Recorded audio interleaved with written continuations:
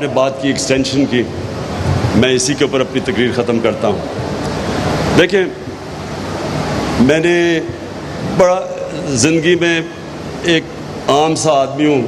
بڑی غلطیاں کی ہیں زندگی میں، لیکن میں نے جو کرکٹ کے اندر میں باقیوں سے آگے اس لیے نکلا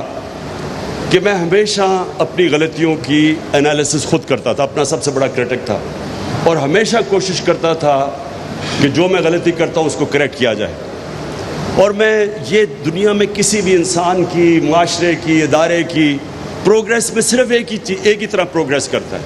کہ اپنی انالیسس کرے، اپنی غلطیاں دور کرے اور پھر وہ آگے بڑھتا ہے۔ میں نے یہ 3.5 سال جو حکومت میں بیٹھا، اللہ نے موقع دیا، یہ تھے میرے سب سے مشکل 3.5 سال زندگی کے، لیکن انہوں میں نے بڑی چیزیں سیکھی، اور میں یہ سمجھتا ہوں کہ جب اتنے بڑے چیلنجز تھے، کیونکہ چیلنج بہت بڑا تھا، کیوں ایک کرائسس تو تھا نہیں، ہر روز صبح اٹھتے تھے، اچھا جی وہ ادھر پی آئی اے بینکرپٹ ہے، ریلوے کا یہ، ہر دوسرے دن کوئی نیا کرائسس ہوتا تھا کہ پیسے نہیں ہیں جی اب سو اس کرائسس کے اندر، کرائسیز کے اندر بڑی چیزیں میں نے سیکھی۔ میں سمجھتا ہوں کہ میری جو ایجوکیشن ان 3.5 سال میں وہ زندگی میں نہیں ہوئی۔ ایک صرف میں آپ کو چیز بتاؤں کہ میں نے یہ ساری چیزیں نوٹ کی، یہ جو آپ نے ابھی بات کی مداخلت کی، بالکل یہ آپ ٹھیک کہتے ہیں، ایکسٹینشن کی، کہ ہمیشہ ملک ادارہ ترقی کرتا ہے رول آف لاء پہ۔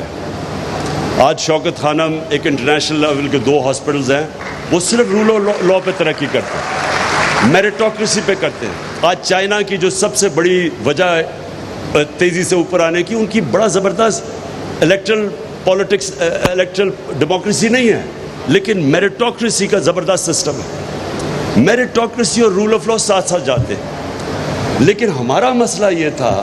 کہ اتنے زیادہ پرابلمز تھے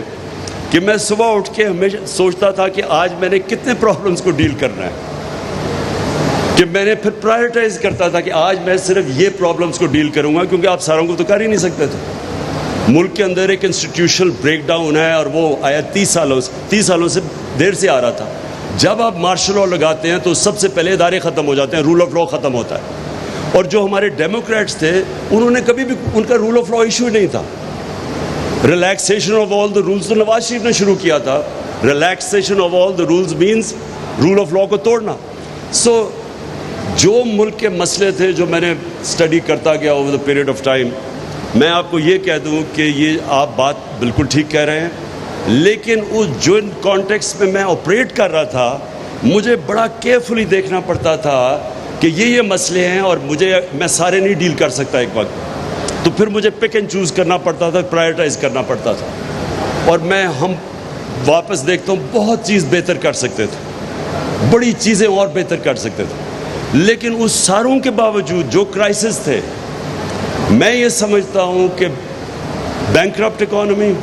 کووڈ-19 جو ایک دنیا میں 100 سال میں ایک دفعہ کرائسس آتا ہے، اس کے اندر سے ہم جو سٹیئر کیا، اور پھر یہ سپر سائیکل کموڈٹی کا اور یوکرین کی وجہ سے،